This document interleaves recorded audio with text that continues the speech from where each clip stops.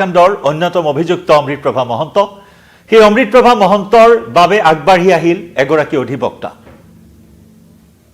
কোন এগৰাকী অধিবক্তা যে নেকি অমৃতপ্ৰভাৰ হৈ এতিয়াৰে পৰা ওকালতি কৰিব সেশন কোৰ্টত নমস্কাৰ প্ৰিয় দৰ্শক মই জয়ন্ত মাধৱ গোস্বামী আপোনাক স্বাগতম জনাইছো নিউজ 18 অসম নৰ্থ ইষ্টৰ ডিজিটেল লাইভলৈ যে সময়ত জুবিন গাৰ্গৰ এই ৰহস্যজনক মৃত্যুক লৈ অধিবক্তা সমাজে এটা সিদ্ধান্ত গ্ৰহণ কৰিছিল যে জুবিন গাৰ্গৰ মৃত্যুৰ লগত জড়িত যিসকল অভিযুক্ত আছে সেই সকলৰ হৈ কোনেও ওকালতি নকৰাৰ সিদ্ধান্ত পিছে আজি সত্ৰ ন্যায়াধীশৰ আদালতত প্ৰথমবাৰৰ বাবে শুনানি গ্ৰহণ কৰা হৈছে জুবিন গাৰ্গৰ হত্যাৰ গোচৰৰ হত্যা কৰাৰ কথা ইতিমধ্যে এসআইটি উল্লেখ কৰিছে যোৱা 12 ডিসেম্বৰত এসআইটি চাৰ্জশিটত জুবিন গাৰ্গক হত্যা কৰাৰ কথা পাতে পাতে সন্নিবিষ্ট কৰিছে যত নেকি মূল অভিযুক্ত হিচাপে অভিহিত কৰা হৈছে বা অভিযুক্ত হিচাপে কোৱা হৈছে সিদ্ধাৰ্থ শৰ্মা শ্যামকানু মহন্ত শেখৰজ্যোতি গোস্বামী আৰু অমৃতপ্ৰভা মহন্ত আৰু সেই অমৃতপ্ৰভা মহন্তৰ হৈ আজি আগবাঢ়ি আহিল এগৰাকী অধিবক্তা গেব্ৰিয়াল সাহু নামৰ এগৰাকী অধিবক্তা আগবাঢ়ি আহিছে নিজাববীয়াকৈ অধিবক্তা লাভ কৰাৰ লগে লগে এই মুহূৰ্তত গৰজি উঠিছে অধিবক্তা সমাজ ক্ষুভিত হৈ পৰিছে অধিবক্তা সমাজ কাৰণ অধিবক্তা সমাজৰ যি সিদ্ধান্ত আছিল বাৰ এছ'চিয়েশ্যন বাৰ কাউন্সিলৰ যি সিদ্ধান্ত আছিল উকিল সন্থাৰ যি সিদ্ধান্ত আছিল যে কোনেও এই সকল অভিযুক্তৰ হৈ ওকালতি নকৰে কিন্তু তাৰ পিছত গেব্ৰিয়েল সাহু নামৰ এগৰাকী অধিবক্তা আগবাঢ়ি অহাক লৈ সৰ্বত্ৰে এই মুহূৰ্তত প্ৰতিক্ৰিয়াৰ সৃষ্টি হৈছে কাৰণ যেতিয়াই উকিল সন্থা বা উকিল সমাজে এই অভিযুক্তসকলৰ বিৰুদ্ধে ওকালতি নকৰাৰ সিদ্ধান্ত গ্ৰহণ কৰিছিল তেতিয়াই ধ্ৰুৱজ্যোতি দাস নামৰ এগৰাকী অধিবক্তাক নিয়োগ কৰা হৈছিল আইন সেৱা প্ৰাধিকাৰীয়ে যেটো এটা নিয়ম এটা বিচাৰ প্ৰক্ৰিয়া চলাৰ ক্ষেত্ৰত এটা নিয়ম অধিবক্তা উভয় পক্ষকে লাগিব অভিযুক্ত পক্ষ গোচৰীয়া পক্ষ উভয় পক্ষকে অধিবক্তা লাগিব নহলে বিচাৰ প্ৰক্ৰিয়া বা জাজমেন্ট একপক্ষীয় হ'ব পাৰে গতিকে তেনেস্থলত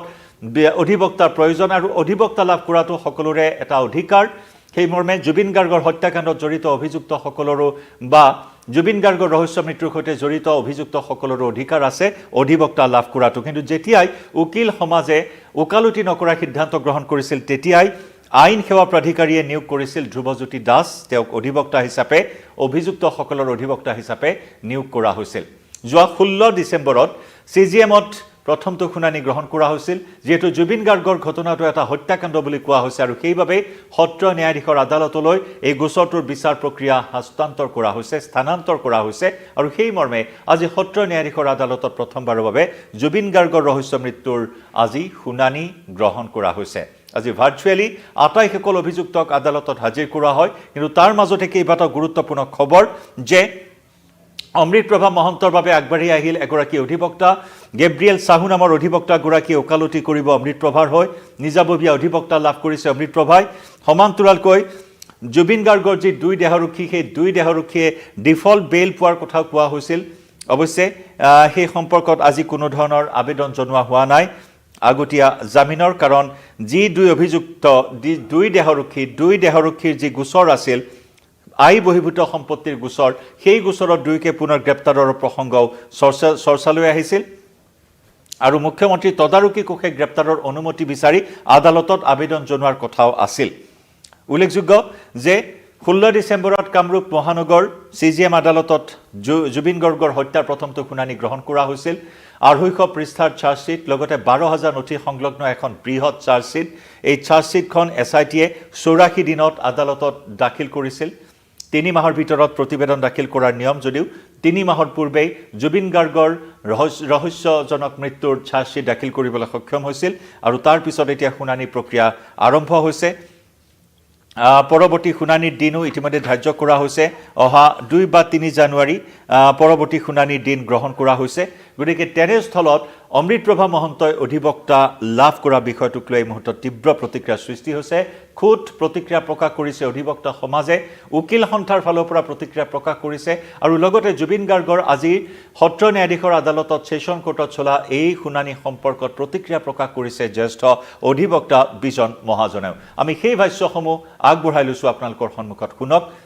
অধিবক্তা সমাজৰ প্ৰতিক্ৰিয়া এই সমগ্ৰ বিষয়টোক লৈ আজি আমাৰ জুবিনদাৰ যেটো কেছ আছিলে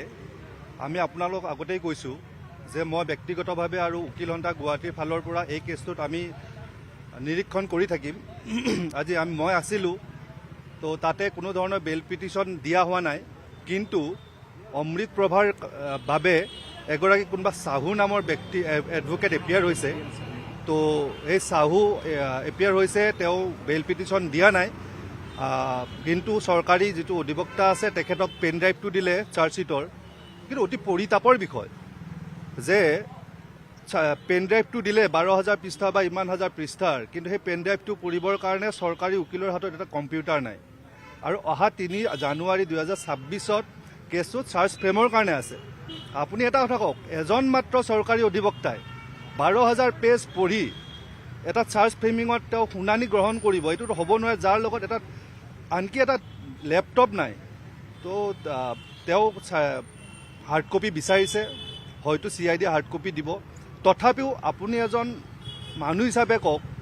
আজি হ'ল 22 তাৰিখ, 10 দিনৰ ভিতৰত আপুনি 22,000 কপি পঢ়িব পাৰিব? 12,000,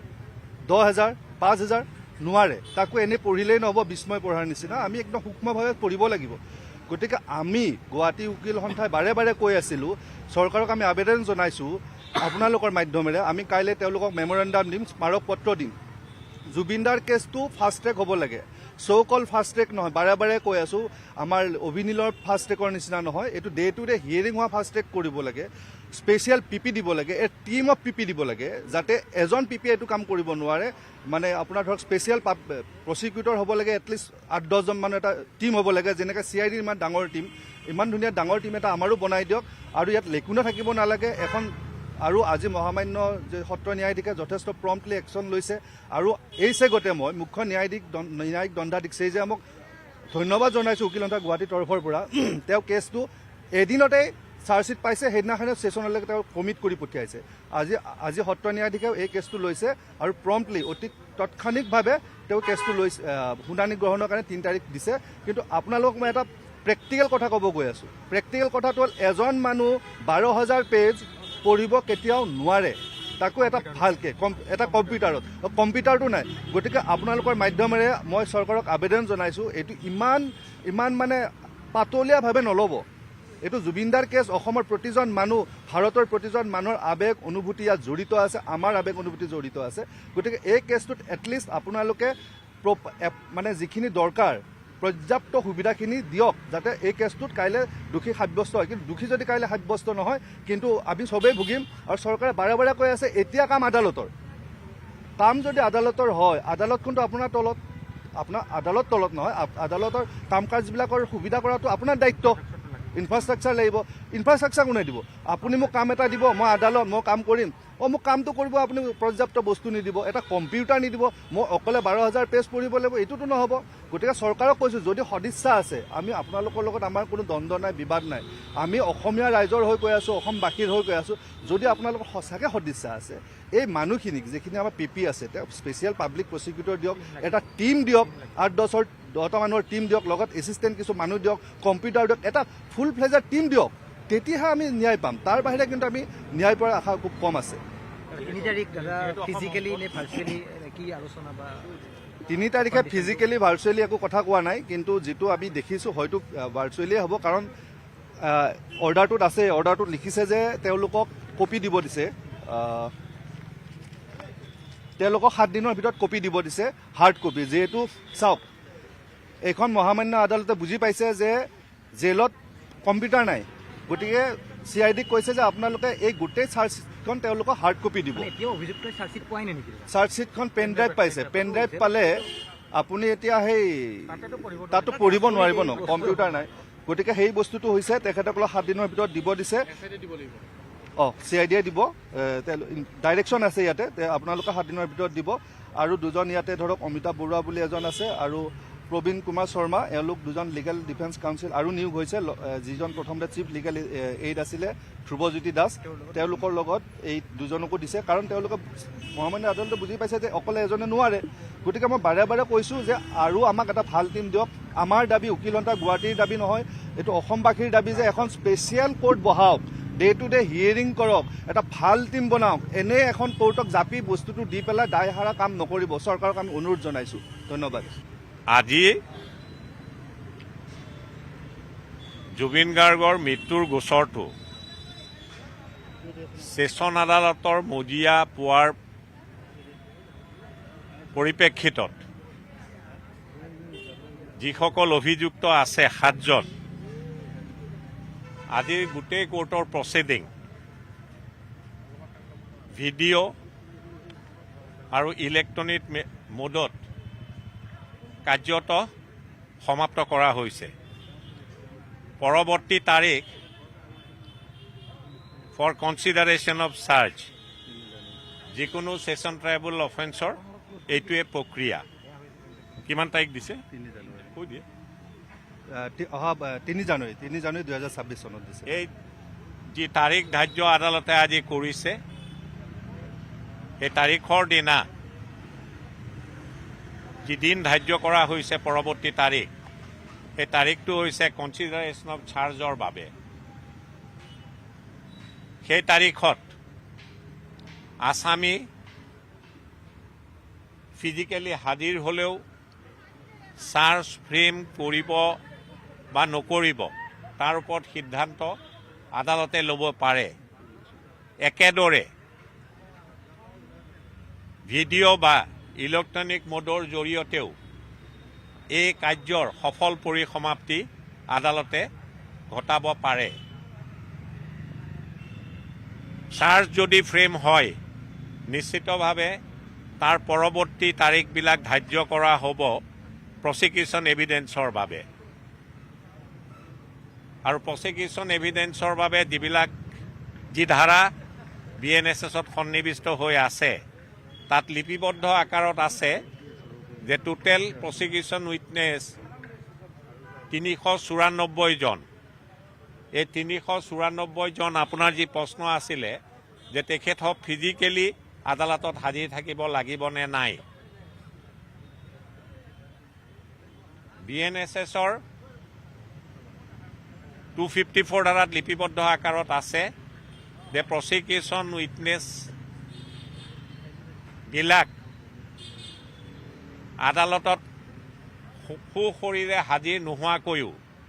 বা ইলেক্ট্ৰনিক